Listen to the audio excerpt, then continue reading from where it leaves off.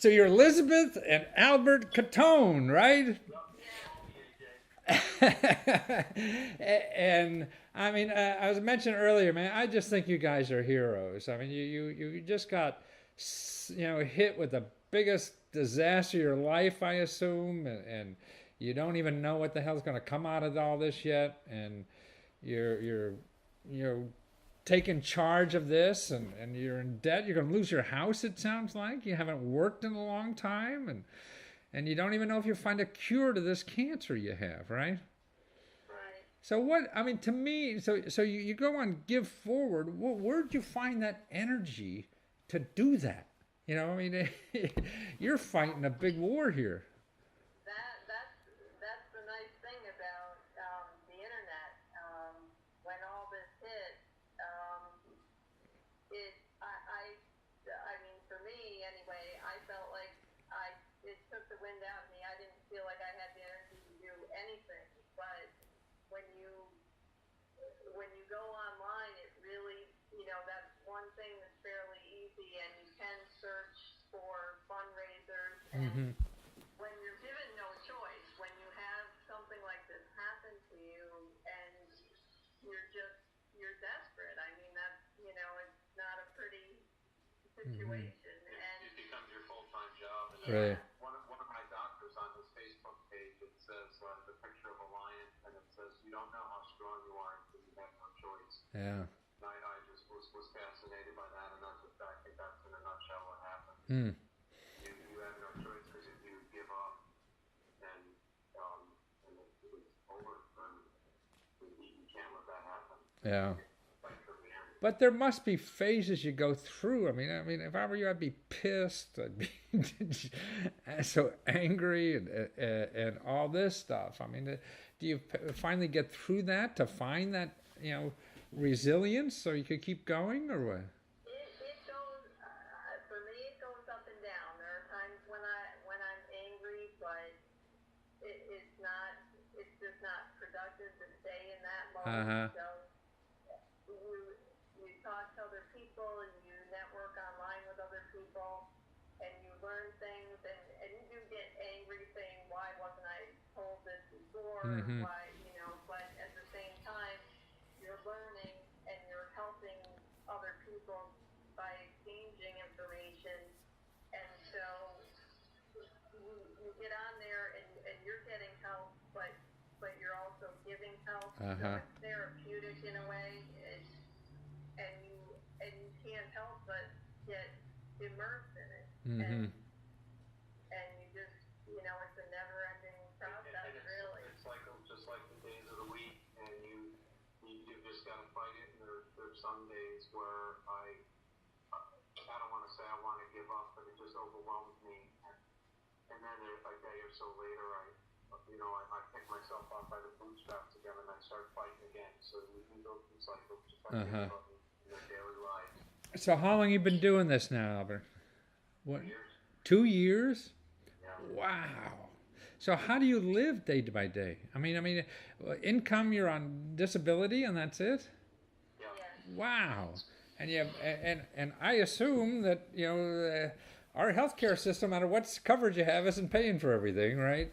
No, and I had very, very good health insurance. Wow. I had better than most. Right. And I had no idea that this could happen when I found out. Mm-hmm. We found out. Right.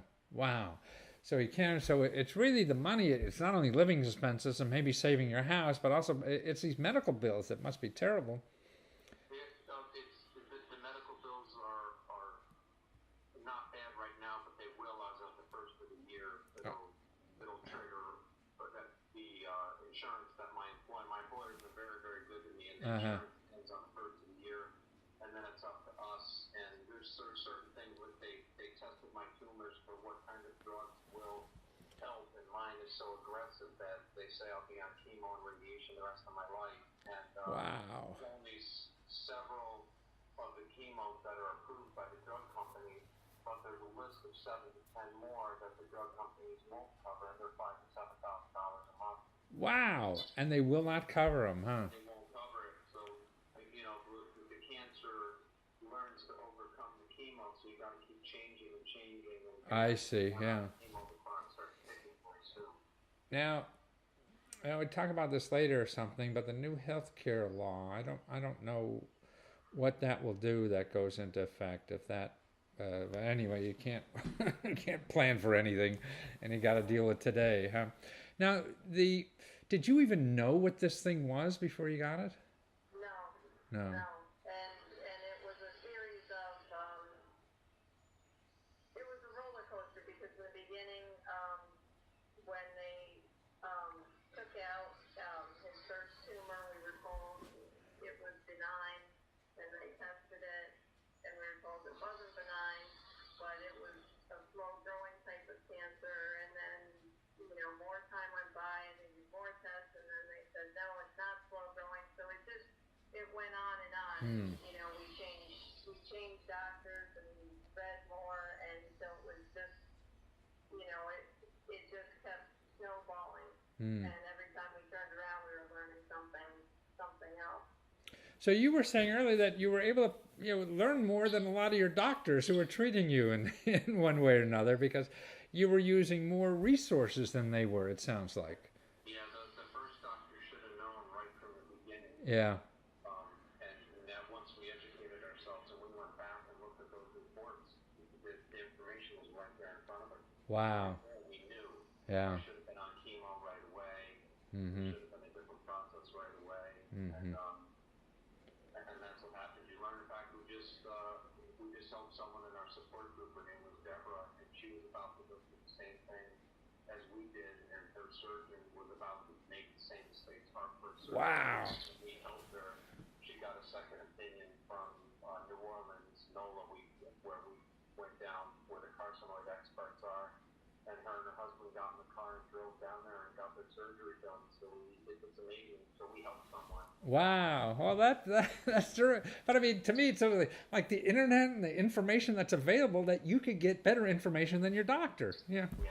Yeah. And some encourage it. But Some doctors love it. Yeah. And the fundraising is so important, and it's so important to be online and inform people because when people don't know and they hear that you have a serious illness, if they think, oh well, you have health insurance, or Right. two of you, one of you can work. Well, he was so sick from the treatment last I week that could. I couldn't work. Yeah. I. And they don't realize everything else, the expense and everything else that comes with it. And that's why I guess the statistic is, I don't know, 30% of cancer patients end up bankrupt. Yeah. There. Yeah. I'm certain. I mean, that's because nothing's paid for it, and all this seeing the things that may be helpful, like you found something in Sweden or in Europe that may be very helpful, and it ain't covered again, right? And that's a big ticket, like 20 grand or something to get a treatment. Yeah. And And we were the last country in the world, I read, to get the type of scan that they use to detect my cancer called an Octria scan. We were the last country in the world wow. to get the scan approved by the FDA, and now there's a new scan out that's been out for almost 10 years, and they say it's still 2 to 5 more years before it'll be approved. Wow. So we have to pay for that. Yeah. And we brag about the best health care in the world. That's just a tragedy. We don't rank that high. Not in living or even being born. I think we're like 10th down in the world, number 10th on the scale of, dying at birth even, which is ridiculous. So your condition is not treatable now? I mean, there is not a cure you know of? There is no cure. Yeah. So what does that mean to you, Alec? I mean, does that mean you're going to live on chemo for the rest of your life or something like that? Or what is that? At this point, yeah. I mean, they're working on new treatments all the time, but at this point, yeah, it's. And the new treatments are coming out fast. I mean, Yeah. my doctor told me if I had gotten this disease 3 years sooner, I might not be sick. Oh, wow. So 3 years, that's a short right, that's solutions are progressing fast. yeah. But if okay now, God, I mean I don't know, but it just goes through my. Do you know how long that may be at all, or is it just day by day, or are you strong enough? Will you be strong enough, you think, soon to do anything again, or you have no idea? We don't ask the prognosis because there's so many people that have been told they have 6 months to a year, and it's been 10 to 13 years later they're still I around. see. Yeah. And you just Why clutter the mind? Yeah. to accept Yeah. a bad prognosis Yeah. anyhow. We're gonna just keep researching Yeah. and do everything we can to find another solution, and they keep coming up. We think we found everything, and then we find something. Find something. Wow. It's a neat world, huh? Isn't it? I mean, all this stuff, you don't even know what's under those rocks until you find it. That's why I love doing my research, my work. See, that's why where the question marks is. We don't know the right questions to ask. You know, the answers are out there, but it's just asking the right question. Like the first doctor, you asked the wrong question. And so the more knowledge you get, able to answer questions. I'm reading a book now. I should send you a copy, called Resilience, and it's about going through like what you're doing, and a bunch of MDs that are talking about it, but it's just everything, and it's, we don't train anybody to how to handle being resilient. You know, we all train for success. The only people apparently that are trained for this are in the special forces, you know, like being a POW or something. So they train for real bad stuff to happen, see? And the rest of, you know, in our life, we never get any training for that. So this book is great. So, I mean, like the kinds of things you're doing, like when you just said there about you don't even listen about prognosis. See, I mean, that's the kind of thing that they're talking about in the special forces and things like this, you know, and how to treat your brain. And sort of like another thing, a very close thing, is realistic optimism. You know, is being optimistic. You know, these people have fairy tales. Oh, I'm going to live forever. Well, you know, you got to be realistic about what's going on. But optimism is so important. Yeah. The doctors have told me that. They've more than one doctor. Yeah. Several doctors said that the more optimistic you are, the longer you Yeah. I mean, it's. And boy, that's hard to do. I mean, like the bee, and I know we're near anything. But if I'm having a bad game at something, you know, you just want to quit and you know, instead of struggle. But it must be. But another thing too, and seeing you there is the caregivers. You know, that we don't realize. I think, you know, you are the patient, so we all worry about you. But you know, Elizabeth as the caregiver is probably doing just as. I think it's worse for her. Yeah, it is. Group echo that.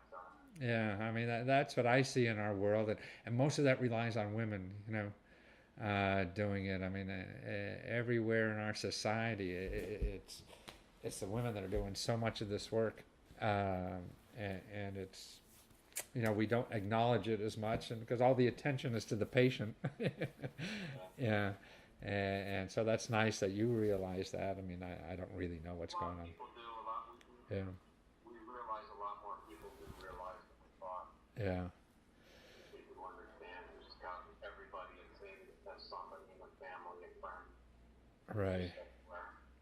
So what we got to do, we got to raise some money here, right? To get so you don't lose that nice house you've been working your butt off all these years, right? All we're worried about is my health. And health, I see. All we're worried about. You know what? At the same time, you can't be too healthy if you're living in a cardboard Exactly, right. I mean, you got to take care of yourself first, then you can, you know, fight the battles better. So it is important that, you know, we help you raise some money, and so you go to Give Forward, and you put in. Now I had trouble when I put in the whole. If I just put in kick carcinoid, right? CARCINOID, right? If you put in Kit Carcinoid for AJ, it may or may not come up. Yeah, there is, if you go to the Give Forward page, and it's where it says find a fundraiser. Right. If you type in my name, if you type in Elizabeth Catone. Okay, it'll get there. Right Okay. up. Okay, that'll be easier then, because I tried the other thing again, and it took me 4 or 5 times. So if people want to give you money, I don't want to have them struggle, you know. And then there is, once you get to that page, there is where it says, I think it says public I see. Okay. not the right side. There is another way. I steer a lot of people towards the leader of our support group has a website called phillynets.org. Philly. Yeah, PH, because she's based in Philadelphia. Okay. PHILLY. Nets.org. NETS.org. Okay. There's a click on there that says Help AJ Fly, and that brings you right to the Parks and Lanes as well. And then they don't have to remember they just have to Okay. Right. Okay. Oh, that's right. So it's really, I mean, all this treatment, the health care you have isn't paying for everything. You're still searching for a treatment. There's no cure yet. If you don't come up with some money, you may lose your house soon. You've been out of work for 2 years, right? Yes, Wow. diagnosed. Wow. Ah. Well, I don't know how you stay this strong to keep doing all this and to be doing this website and the fundraising and everything. And boy, finding a cure is your most important thing. It's too bad you have to worry about money and all this other stuff. But my hat's off to you, just being a hero and showing other people how this can be done, and how you can do this when something so bad happens to you out of nowhere like this. And so my hat's off to you. I'm going to get capes and give you guys superhero capes. So you'd be a superhero. Well, it's so nice to meet you, and thanks for sharing your heart with me, and because that makes my day more than ever. A lot of people like to ignore these kinds of situations or everything, but boy, that's real life to me, and the rest is sort of numbing in a way after a while. So Appreciate you reaching out to us. Yeah, yeah, so much. it, No idea. it really, well, it's a pleasure to know you guys, and thank you for trying so hard. Thank you very much. Okay, talk to you later. All right.